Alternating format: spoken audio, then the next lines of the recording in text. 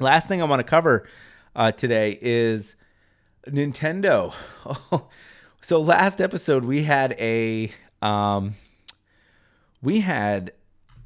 reacts episode, which was hard to do. I gotta say, going live for 2 hours at 9:30 and watching the reveal of the first trailer for the Nintendo Switch 2 and doing that stuff consistently over and over and over again and talking over it and making sure the controls are right.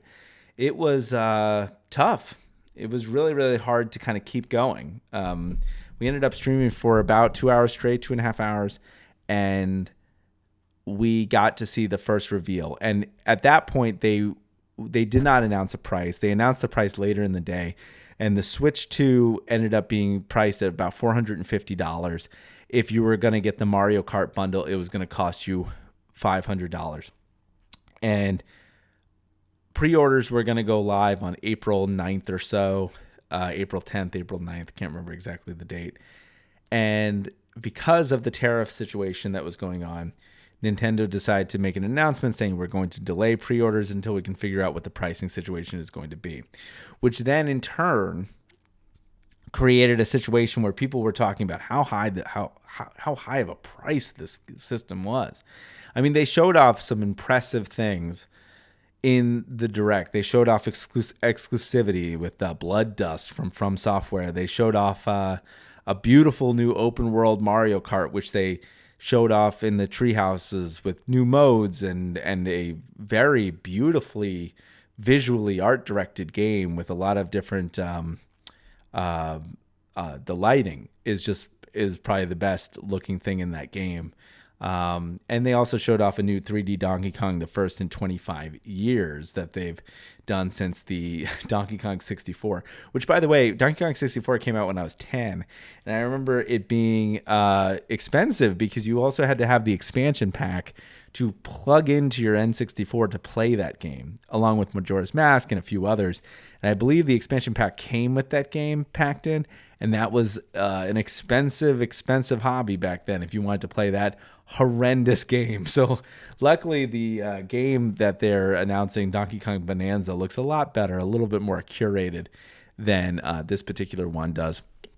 But later on the 18th, a couple days ago, they finally decided that the price will stay the same at $449.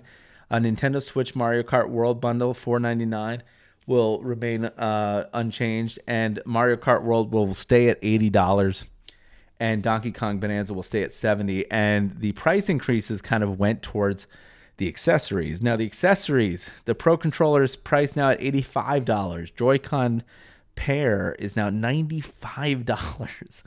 A charging grip is $40. A strap is $15. A wheel set is $25. The camera went from $50 to $55. The dock set went from believe $109 to $119 to $120.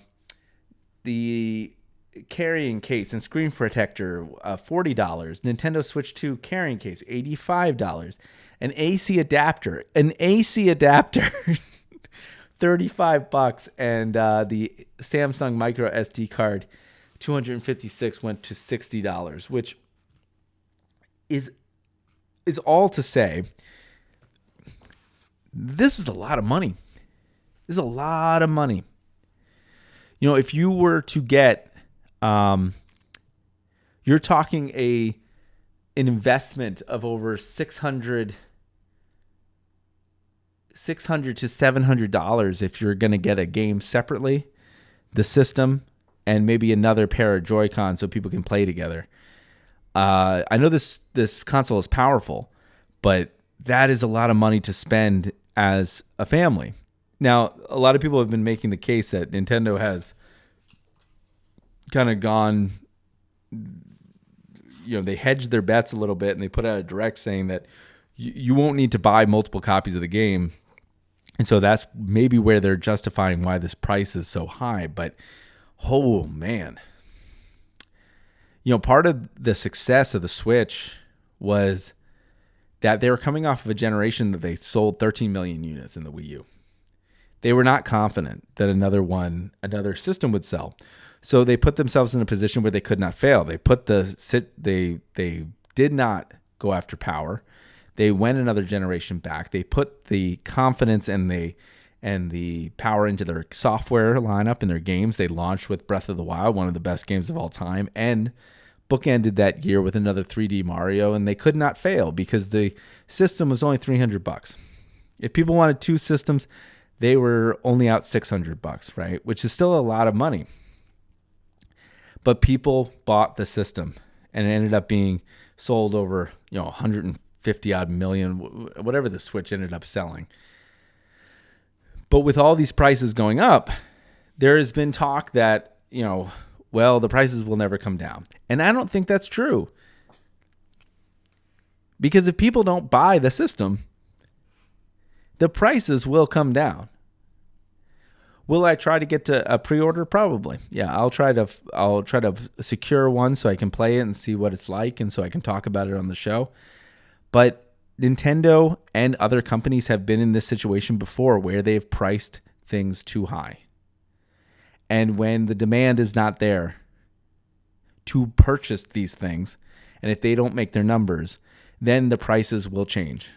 Do I think that there's been a lot of talk too that the game's now priced at $80 and $70, that the prices will never come down? That this is a forever step. And again, it comes down to purchasing.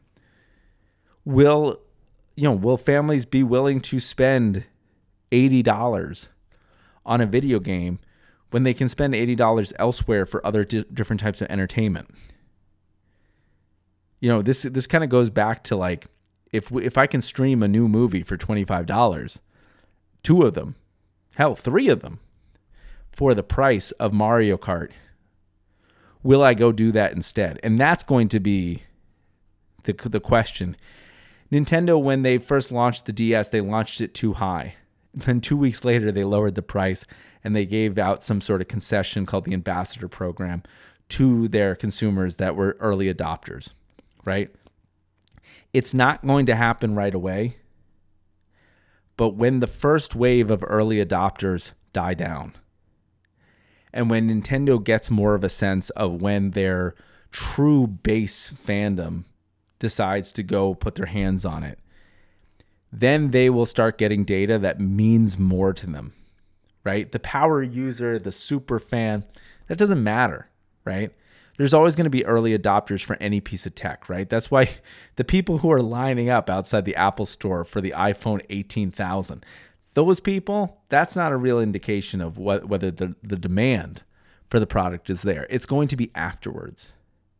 A month or 2 into this generation, come July, come August, if you can't still see it on the shelf, then you're going to have an indication of whether people are willing to dip into this generation or not. And it might take longer just due to scalping and stuff like that. I have no confidence whatsoever that come April 24th, whenever pre-orders go live, that afterwards you're going to be able to see anything, because bots will just scoop up all the remaining inventory. So maybe it will take a little bit longer. But when they start seeing that sales dip, and if they start seeing those sales dip, then you'll start seeing those prices come down. Because I can't imagine, all of this money, if you were to go full, let's just do the quick math here, right? If you were to go full out for everything, you're talking, let me get a calculator up. Say you wanted to buy every single thing plus the accessory, right? $450 plus, let's say we got the bundle, right? You're starting at $500 and you want to get Donkey Kong. That comes out later that month. And then you wanted to get the Pro Controller, that's $85. You wanted to get another Joy-Con pair, that's $95. You wanted to get the charging grip, that's $40. If you wanted to get the Joy-Con strap, that's $14. Another $14 just to pair with your other Joy-Con. The wheel, the camera, the dock set, the carrying case so you can carry around all these accessories. the other carrying case, which is probably superfluous, but whatever, we're going to go all out here, plus 35 for the AC adapter, and you wanted to get a micro SD card. You're talking about an investment of $1,238. $1,238. And even if you take away Donkey Kong for $70, $1,168 for the Nintendo Switch and all of its accessories, plus Mario Kart World. Holy moly.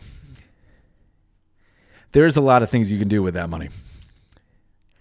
The last point I want to touch on here before we wrap up the show as well is that the funny thing about the pricing difference between Mario Kart World and Donkey Kong Bonanza, the prior being priced at $80 and then the latter being priced at $70, is that it kind of signals what Nintendo thinks of the game, right? Like, maybe there's something else to it, but my speculation is if you're going to sit there and call one game premium and one game not, you're sending a message to your consumer saying, hey, well, this other game, we think it's better.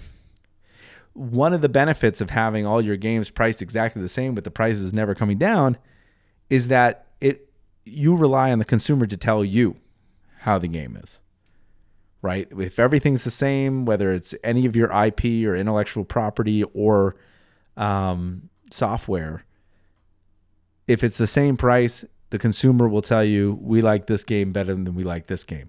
But they're like getting ahead of the reviewers almost. They're getting ahead of their consumers by saying, no, we're charging more for this game. We think this is a better premium price. And they've said so even in their marketing, saying, you'll see how premium this game is. It just seems like a bizarre way. It's like shooting your product in the foot before it gets a chance to really get its head above water. It's a very confusing choice to me. And then they also advertised in that last direct that we talked about the Nintendo Welcome Tour, which is charged $10. And there's been a lot of talk about how Reggie Fils-Aimé, who used to work for marketing in Nintendo of America, convinced everybody to pack in Wii Sports, and they didn't want to do that. Nintendo of Japan, they wanted to keep Wii Sports as a paid product because they worked hard on it. And here you see years later, with the exit of Fils-Aimé, now they're charging for this pack-in experience.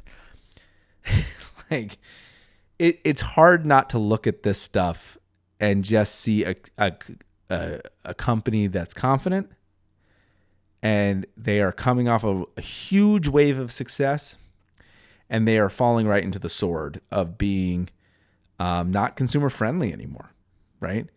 For $1,168, you would know what you can get. You can get a pretty nice running computer, and you don't have to depend on any of these console things. Yeah, you miss out on first party, but that's a lot of money.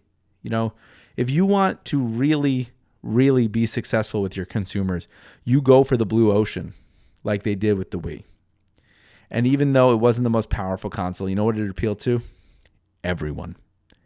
And when it appeals to everyone, you know what you get? More sales.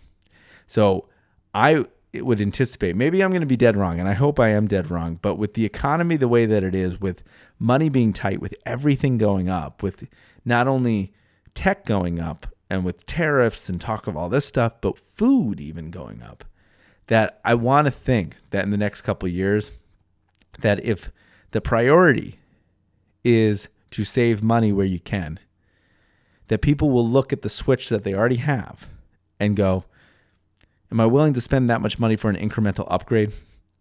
And the answer might be slightly disappointing to Nintendo. But